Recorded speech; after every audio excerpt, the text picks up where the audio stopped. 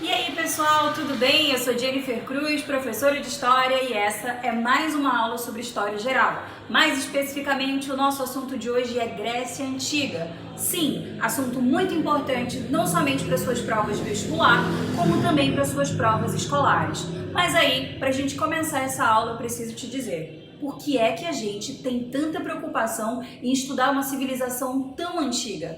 É que não é qualquer civilização. Os gregos deixaram para o mundo ocidental uma série de legados, entre eles a democracia, forma de governo presente até hoje em inúmeros países. Além disso, é claro, existem uma série de outros valores culturais que nós vamos ver ao longo das nossas aulas. Mas essa aula de hoje, ela é para falar sobre a formação desse mundo antigo.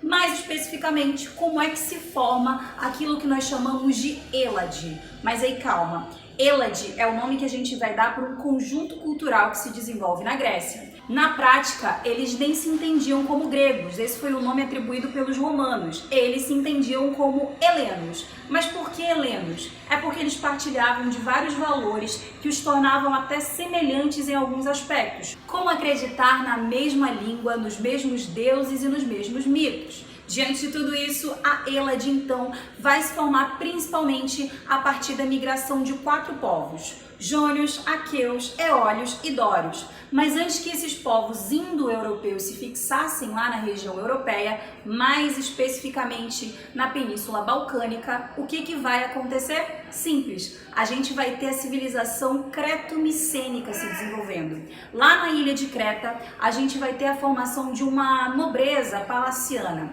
Na prática, essa civilização vai durar pouco tempo, é por isso que a gente chama esse período de pré-homérico. O período pré-homérico ele varia aí de 2800 até por volta de 1100 a.C. Mas uma característica legal do período é que, na verdade, esses povos que foram migrando foram trazendo junto consigo algumas características. Por exemplo, os dórios eram um povo conhecido pela sua violência. Sim, eles não somente tinham um uso muito grande da metalurgia, como também utilizavam isso com intuitos militares. Não por acaso, vai dar origem a uma polis muito conhecida. Já ouviu falar de Esparta? É essa mesma. Mas além disso, o período pré-homérico, então, ele marca a chegada desses povos. Mas, Jennifer, por que pré-homérico? É porque a gente está falando de Homero e dos seus poemas, como a Ilíada e a Odisseia, que compõem uma grande parte dos documentos que nos fazem conhecer a Grécia Antiga, beleza? Mas além de tudo isso, o que eu preciso te falar? Vem esses povos indo-europeus, mas qual é o problema? Era um vazio aquele espaço? Não existia ninguém ali? Claro que existia. É por isso que esse processo de encontro entre povos diferentes acabou gerando uma série de atritos. Esses atritos nos levam à primeira diáspora. O que é a palavra diáspora, tá? Significa dispersão. Mas por que essa galera vai começar a sair do território grego? Simples. Não existia terra fértil para todo mundo. É que o solo grego ele é um solo muito acidentado, ou seja, muito montanhoso. Além disso, ele não é propício para a agricultura, o que também não vai favorecer a divisão de terras. Na medida em que esses povos vão chegando, então, é necessário que uma boa parte da população que já residia ali se dispersasse, gerando a primeira diáspora grega. Mas, além disso, é importante dizer também que depois que esses povos chegam aqui, a gente vai começar a falar do período homérico, de fato. E o que acontece no período homérico, que é a data, então, ali do poema de Ilíada e Odisseia? Bem, não é difícil, é só você se recordar, por exemplo, que dentro da Grécia existia uma unidade familiar. O gênus nada mais era do que uma unidade familiar, e é dentro dessa unidade familiar que vai se desenvolver as primeiras características, como, por exemplo, a sociedade coletiva. Como assim? A terra ela é de uso coletivo e não privado. 2. Essa agricultura ela é de base familiar. O que significa isso? Quem trabalha na propriedade é o próprio núcleo, é o próprio gênus familiar. E por fim, uma característica bem importante: tudo se liga em termos de hierarquia e de organização à figura do pater familias, ou seja, do pai dessa família. É uma sociedade patriarcal, na qual o homem ele é a figura de poder, ele é dono da propriedade e ele é dono de todos aqueles que residem nesse espaço. Mas esse gênus foi se desenvolvendo e na medida em que vários gênus começaram a aparecer, eles deram origem às fátrias. Fátrias são um conjunto de gêmeos. Essas fátrias também foram se desenvolvendo na medida em que a população foi aumentando. As fátrias deram origem às tribos. Essas tribos, da mesma maneira, foram se desenvolvendo e geraram o que a gente chama de demo.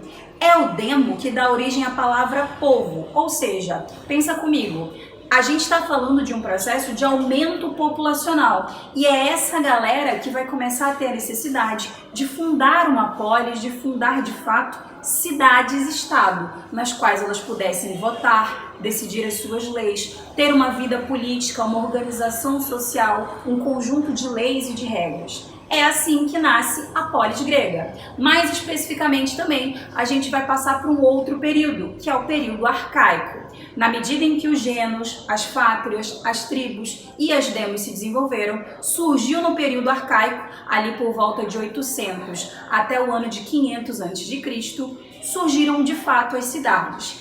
Essas cidades-estados se chamavam de polis, e a polis grega tem uma característica legal. Ela é composta principalmente por dois espaços, tá? A ágora e a acrópole. A ágora era uma espécie de praça pública na qual a política era praticada. As pessoas iam até lá, discutiam, decidiam e votavam para poder decidir as suas leis e enfim.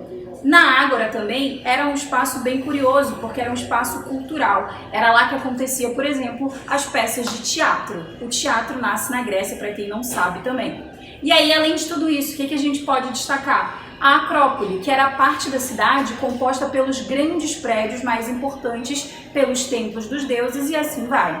Ágora e Acrópole. Mas qual a relevância disso? A palavra político trata exatamente da polis. Político é aquele que discute o assunto da polis, ou seja, é daí que nasce o termo política. Jennifer, mas e aí, qual é a relevância disso? Bem, praticamente toda. É porque além de falar de política, a gente está falando também das primeiras formas de organização. Cada cidade-estado era independente entre si. Então, cada uma delas vai começar a desenvolver a sua própria maneira de governar. Isso, inclusive, para a prova do Enem é muito importante. A prova do Enem quer que você saiba quais são e como são as formas de organização política que existem aí até hoje. Nesse sentido, uma das características é que duas cidades vão ganhar muita notoriedade: Atenas e Esparta. Essas duas cidades vão acabar tendo como característica uma grande quantidade em população, um comércio, principalmente para Atenas, bem desenvolvido e, principalmente, o nascimento de formas de política que vão marcar a história da humanidade e do mundo grego. Mas isso é assunto para outra aula. Beijo!